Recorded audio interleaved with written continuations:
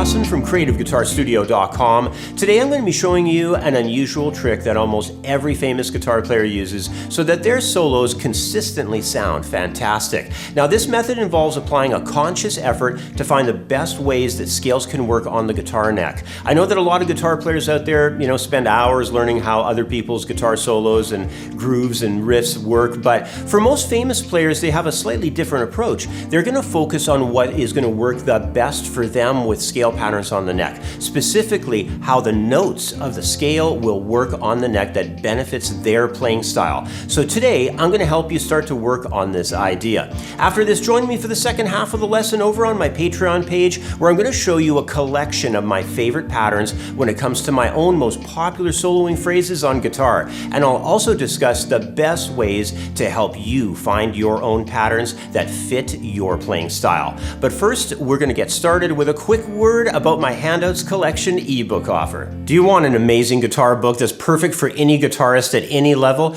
Well, here's how to get yourself a copy of the Creative Guitar Studio Handouts Collection ebook. It's easy to do with any donation of $5 or more made on the CreativeGuitarStudio.com website. You'll instantly receive a copy of this 100-page guitar lesson ebook. It's jam-packed full of chords, scales, arpeggios, music theory, and technique drills. Join the thousands of guitar players who've already received their copy of this amazing lesson book. Just head to CreativeGuitarStudio.com/donations to donate and download your copy today. When it comes to your own personal understanding for how notes of a scale will work on guitar in those ways that are, of course, the best for your own playing style, it's important to focus on how a key's root note functions on the guitar neck across a couple of octaves. You want to set up a range basically on the neck, and this octave range idea gives you an area to help apply scale tones. And once you have those notes mapped out within that range, you can start to work on building your own personal method of using the notes in a way that will most benefit your playing style.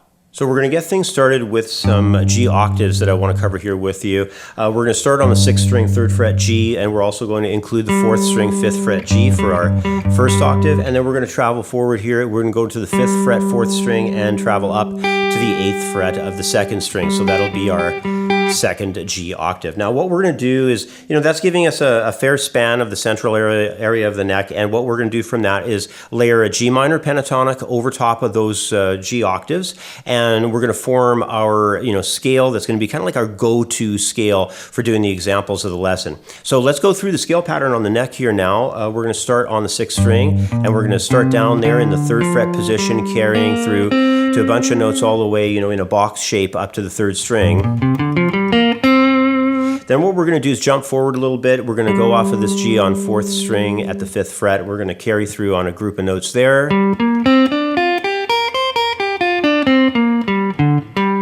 we're going to have a bunch of notes that are just set up there in 5th fret position between 5th and 8th fret.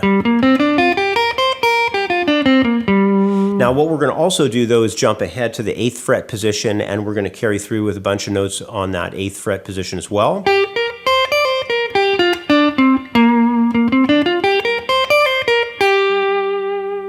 So that span is really cool. I quite like that. I really enjoy this, whole step plus a half step distance. A lot of times we'll call that a augmented second. You could call it a minor third if you'd like. But it's basically 4 frets apart, like the full span of all 4 of your fingers in position. And it's a really great sound in pentatonic. I'm going to talk about that a little bit more in a moment. But right now what I want to get into is how you're going to use this stuff. Now our goal is going to be playing against some, jam track basically. And with that jam track progression in the background, what you're trying to do is find your most comfortable, performed phrases from the scale tones and the patterns of the notes on the neck. Now, that means each day that you're going to be composing licks or lines, or when you're doing some improvising, you want to pay a lot of attention to each and every pattern that you come across as you play that seems to just flow effortlessly for you. I mean, it's going to be different from person to person, but there's just going to be some things you do that'll just feel so effortless, and those things that feel so natural to you, that's what you want to pay attention to. And that's what the unusual trick is really of a lot of famous guitar players, is that they're kind of in the realm of really noticing what feels best to their hands and what's keeping them comfortable as a player. And that's why a lot of times You know, if you're looking at certain guitar players out there that are super famous, it doesn't matter who it is, but they seem to have the same kind of neck patterns that they're playing if you study their guitar styles, and that's because they've mapped out what is most comfortable to them. And especially sometimes like a player, I don't know, I'm going to pick somebody like maybe Yngwie Malmsteen, you'll hear a lot of his runs and lines, you know, song to song. They do sound kind of familiar, and, you know, from one tune to the next, you may, you know, notice that, hey, you know what, that kind of seems like a similar phrase. Well, it's because the phrase that he's got together there works really well for him personally, and that's what I'm trying to get across here to you today, is you can capitalize on those and you can really commit them to memory as part of your playing, and it's because it's a natural function for you as a fingering, it's going to be a lot easier for you to jam on. Now let's talk about the progression that I got going on here for you as a jam track. If you are a Patreon member, you're going to be able to download this progression. It's starting on a G minor chord in open position, going to a D minor in open. We got this small E flat major 7 chord we're playing, and then we're going to go to an F chord that has C in the bass. Now it's a really laid back jam in the key of G minor. I'm going to fire up the jam track loop, and you're going to get this if you're a Patreon member. So you can just go to patreon.com/Creative Guitar Studio to get that. And with the jam going on in the background, what I'm going to do coming up right away is I'm going to perform an example melody that I put together here for you, so that you can learn it, and then we'll talk about it a bit to you. Here we go.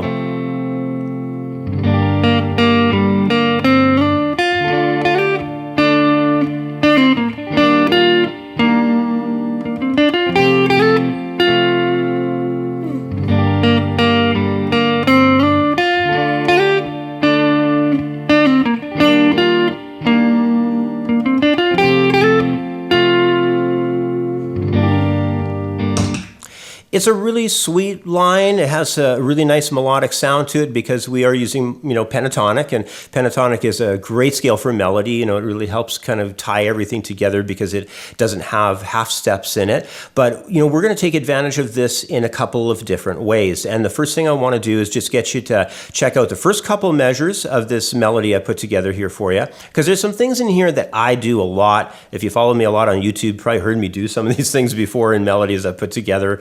But, the idea that I'm going to start with is this phrase.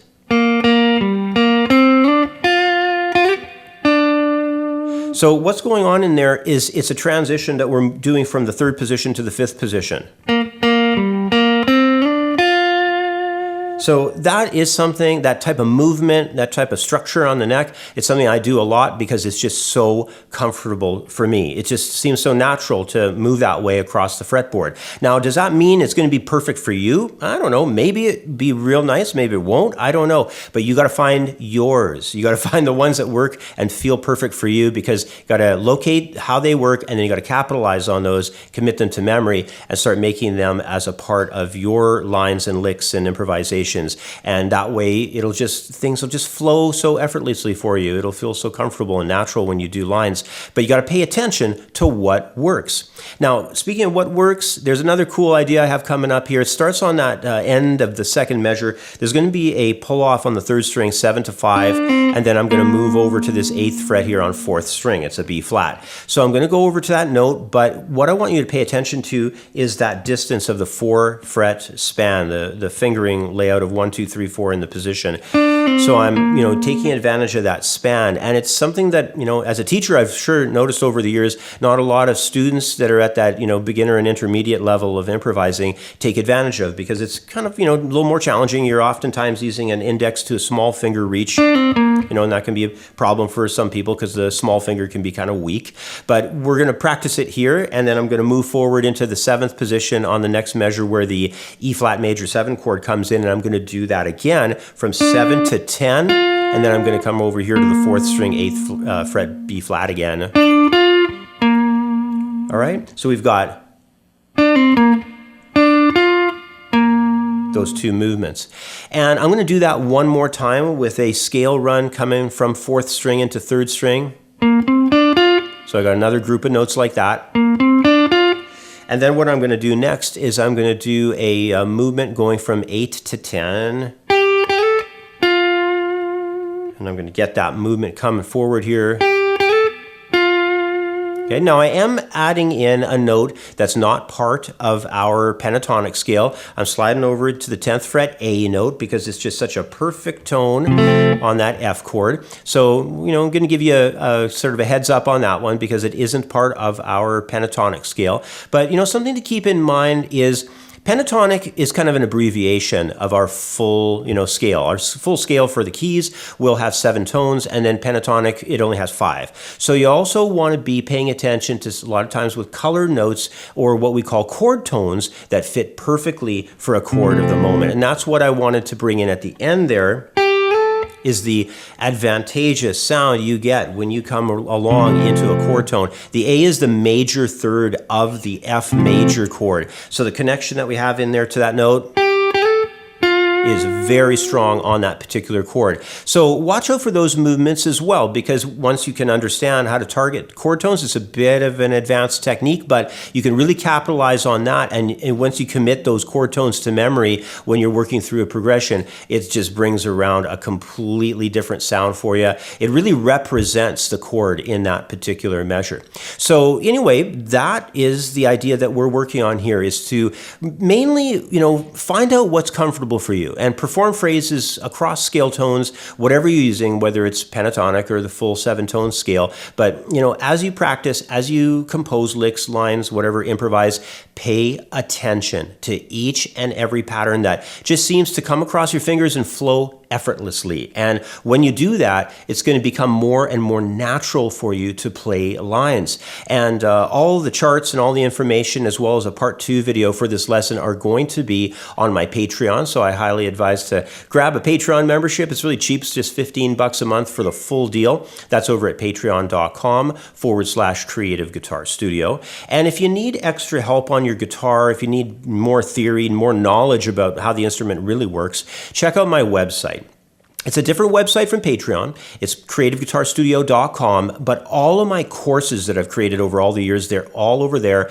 My beginner program, intermediate, advanced, all the core curriculum. It's very step-by-step, chapter by chapter. It's going to help you really understand your fingerboard and your guitar in a very deep way. And then there's a lot of electives over there too. If you like acoustic guitar, there's a very involved acoustic program. There's guitar technique, guitar soloing. There's an ear training program, music reading course. Go and check it out. I've even got a really nice songs program over there too, with a bunch of old classic songs that you can learn. So go check that out at creativeguitarstudio.com. And remember, for the second half of this lesson, you're going to want to hit that over at patreon.com/Creative Guitar Studio. Every guitarist is different, and we all have our own unique style of playing shapes and patterns on guitar. But when you pay attention, when you get really conscious and aware as what feels the best and most natural to you when you play shapes, you're going to commit those scale and note shapes to memory, and you're going to use them to play your licks and lines and riffs and solos. That's when you'll start to notice how your phrasing and your music becomes more connected to your own voice, both as a musician and as a guitar player. If you're signed up as one of my $15 a month Patreon members, you'll get to watch a bonus video for the second half of this lesson. And in the bonus part 2 video, I'm going to show you a collection of my own personal favorite patterns when it comes to taking stock of my own most popular soloing phrases on the neck. And I'll also discuss the best ways to help you find your own patterns that'll fit your personal playing style.